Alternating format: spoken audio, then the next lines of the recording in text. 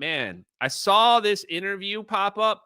Somebody posted it in the Discord. I clicked the link and I could not believe what my eyes were seeing in this interview. I could not believe what my eyes were seeing in this interview. I had deja vu, chat. I had deja vu when I started watching this going, whoa, David Friedberg is interviewing John Martinis, the Nobel Prize winner for, once again, what did they win for? Quantum macroscopic tunneling. Quantum macroscopic tunneling. This research that he won the Nobel Prize for his body of work in macroscopic quantum tunneling, dating all the way back to 1985. 40-year body of work. In recent years, in the last 10 years, he's been working for Google on their quantum computer. The guy that just won Nobel Prize.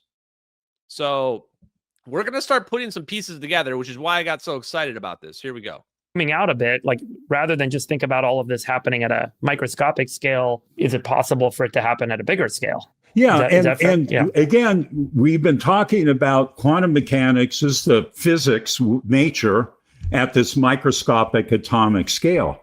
But the question was, if you made a macroscopic object, would it obey quantum mechanics also? Okay, and then, that was the basic question. And it turns out that there's a very natural system to looking at an electrical system and seeing for quantum mechanics an electrical system where the currents and voltages of essentially electrical oscillator, does it behave like a classical physics or does it behave with this quantum mechanical nature to it? And that was the question. Now, it turns out that when you think about quantum mechanics and thinking about, well, there's the quantum behavior, but then at some point you have to measure it, which then turns it into a probability. There's something called the Schrodinger cat paradox, where in the paradox you have your radioactive decay, and then you let it happen for, let's say, half of the radioactive decay time, and then you say, and then you have a radioactive decay, a detector, and then a bottle point. So, right. So he said, well, people should be testing this, and let's see if it's true. And right. As a young graduate student who just, learned being in the perfect moment, perfect position, to be able to kind of cross through the wall is so low, it would never happen in this or many other universes. And that's the problem, is that most macroscopic objects, when you try to think about the quantum mechanics, that won't happen. Okay, right. So there's a small probability one electron can cross over a barrier, right. But the probability that many cross over at once is lower and lower and lower, and that makes it very difficult to see at scale. And that's the answer. Boom. Boom! I don't know who just understood that or understood the significance, but don't worry. I'm going to explain it to you. Right there, we're talking about in fusion, we refer to it as how often the particles are interacting, how often they're fusing together. It's the cross-section of the fusion probability chart. Now, in the same vein, we can think of what is the probability of us getting through the barrier. And they say the reason why this doesn't work at larger scales is you would need every electron in my body, in my hand, would have to go through the barrier, which is this microphone. And even if one or two are going to go through, then you're not going to have all the millions in my hand go through. Most of them are not going to make it through. So this is the problem. How do we scale this up then? How do we scale it up if we have all these electrons and only some percentage of them will make it through the barrier? How do we scale this functionality up? How do we make it so that we can successfully tunnel a large object through the barrier? Any thoughts in the chat? Here's a thought. Turn your large object into one electron. Turn your object into an electron.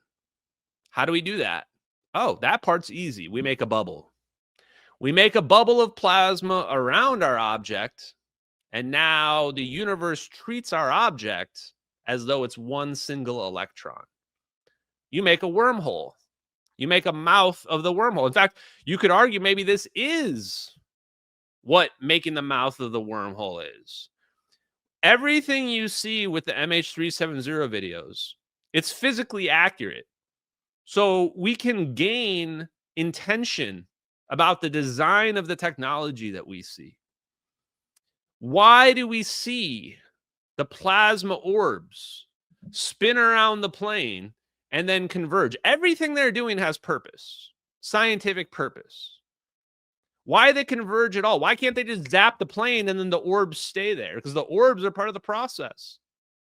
The orbs are enveloping or enshrouding the plane, treating it like a single electron. And now all that single electron needs to do is tunnel through. Just one electron. We've just scaled it up. We need that one electron to tunnel through the barrier just momentarily. It can be for a split second. And now it'll be somewhere else. That seems to be the answer. Because why don't the orbs themselves, why doesn't it take one orb to zap the plane? Why does it take 3? Because they need to enshroud the plane on all sides. They have to enshroud it on all sides. You can't do it with just one. We're dealing with a 3-dimensional space. 3-dimensional space. So we can learn a lot about how the technology works, even from only short 1-minute long videos. Let's get back to it. What happens is if you look at an electrical circuit, then the parameters become favorable for seeing this kind of macroscopic behavior. And okay, it's hard to go into the whole physics of all that, but it's basically because you can make a circuit that operates at microwave frequencies. So instead of you trying to go through the wall once a second, it tries to go through the wall 5 billion times a second. Okay, and so then it's a lot more. You have more chances to go through. And the other thing is just the various parameters that involved in quantum mechanics, are favorable for seeing this kind of phenomenon. You have to do the experiment right, but it's favorable. The other thing I just heard there is microwave frequencies. This is something I have not been able to get out of my head since we started looking at lasers. One of the laser mechanisms that we looked into months ago used microwave pump lasers through some kind of sapphire crystal. I think they were producing femtosecond or something like that pulses. Maybe they were doing petawatt lasers or something with it. So microwaves seems significant. Literally the same microwaves that you have in your oven, if you have an oven near you guys. So they're actually pumping microwaves through these Josephson junctions because it increased the tunneling, because you're having more chances of tunneling. So we're learning already a lot about how these Josephson junctions work, and you're going to learn more here in a second. For doing that. So one of the parts of your experiment, you created what's called a Josephson junction. Is that correct? So this is 2 superconductors with a barrier between them, right? I got really fascinated by superconductors when I was maybe 12 years old. I went and bought a superconducting disk, yttrium, barium, copper oxide. Oh, yes, that's right. Yeah, from the back of Popular Science. And then I went to use IBCO superconductor. He talks about he just talks about levitating his electrons condense into one state. Okay. Now, to give you an analogy of how it works, it's not a perfect analogy, it's a close analogy. If you have a normal metal, any metal we have at room temperature, it's like a gas of electrons. It's like, gas in the air. And then when you get below the superconducting temperature. Sorry, I think we should just explain that. So when you have a metal, all the electrons are kind of moving around. They're perturbed. They're different energies, different states. That's right. The different energies, different states. There's some Fermi statistics. I'll not go into that, but it's more or less looks like a gas. You think of a gas. And then when you cool it below, a certain temperature, it then coalesces into, let's say, a solid, like atoms will, and the electrons coalesce into something, the Cooper pair BCS condensate, that's the name, where all the electrons are kind of locked together and doing the same thing. Now, the nice thing. So something you just mentioned there, because if you don't understand superconductivity here, we're saying that at certain temperatures, when we get below this critical temperature, we will have superconductivity begin to form, where our electrons begin to move in unison with one another. And he's saying that at room temperature, at high temperatures, the metal is essentially acting similar to a plasma. The electrons are moving around freely. This is not the first time I heard this. Somebody else also mentioned that a metal is very similar to a plasma in that the electrons are moving around pretty freely, independently of one another. If you cool it down, now they stopped acting independent. Now they begin to act like one object in unison. And this is why high temperature superconductivity is so important, is that critical temperature, they call it the TC, you might see it measured, see it documented. The critical temperature is the temperature at which superconductivity breaks down, where that collective action now goes back to being a scattered independent action. Thing about that, it's not like they're frozen in place, but they have a free parameter that allows them, all the currents, all the electrons, to flow in some direction, which is the supercurrent. In a superconductor, meaning a material that's cool enough that it reaches its superconducting critical temperature, right? So suddenly all the electrons can still move. They can still create a current, but they're moving together, like they're in, like in my analogy, like they're in a solid instead of the gas. And because they're moving together, okay, then when you work through all the physics, they are not, they aren't randomly scattering off things. We're going to skip ahead here a little bit to this other part is really good. Here we go. I think it's right about here. Okay. And frequencies that come out of that. And this is a quantum mechanical effect that... I need to go back a little bit. We missed it. And the light coming out of that gas would be at certain colors of frequency. So if you go outside and you have the sodium lamps on, these are kind of the yellow lamps, you have, kind of a single frequency coming out of that lamp. Or nowadays you look at LEDs, there are certain frequencies that come out of that. And this is a quantum mechanical effect that how the electrons travel around the atom, there's only certain kind of frequencies that they oscillate at. Now, classically, you would expect there to be all different frequencies that it spirals around or spirals into the nucleus. So that's what you expect. But we saw these discrete frequencies. And so by measuring those discrete frequencies, you now had proof that there was quantum mechanics happening at a macro scale. That's right. And you published this work. And was there a lot of attention when you published this work? Yeah. So what did he just explain right there?